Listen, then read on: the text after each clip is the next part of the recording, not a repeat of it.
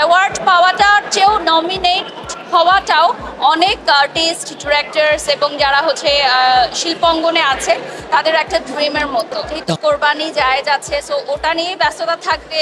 Best যারা তাদেরকেই শুধুমাত্র সম্মাননা দেয়া হচ্ছে, কোনো প্রকার স্বজনপ্রীতির ভিত্তিতে নয়।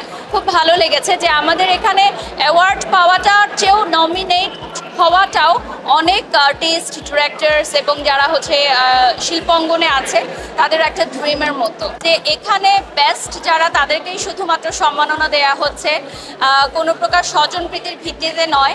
যেমন আমি as a face of BIFA awards আমি নিজেই কিন্তু গত আসরেও অ্যাওয়ার্ড নিয়েছি as a best brand promoter. এবছর কিন্তু আমি কোনো অ্যাওয়ার্ডিও না, নমিনিও না। তো এটা হচ্ছে আমাদের জায়গাটা, যে যেহেতু আমরা বাইফার ফ্যামিলি, সো আমাদের ফ্যামিলির কেউ আসলে এইখানে অ্যাওয়ার্ডের নমিনেশন নাই। আসলে হার জিত তো থাকবেই, কেউ কেউ পুরস্কার পাবে, কেউ কেউ বা এবছর পাবে না। ঈদ নিয়ে আসলে প্রস্তুতি থাকে যে যেহেতু এবারে কোরবানি ঈদ, সো যেহেতু কোরবানি জায়েজ আছে, সো ওটা নিয়েই ব্যস্ততা থাকবে, গরু নিয়ে ব্যস্ততা থাকবে। আর এবার ইচ্ছা আছে একটু বাচ্চাকে নিয়ে ঘুরতে যাওয়ার কোথাও।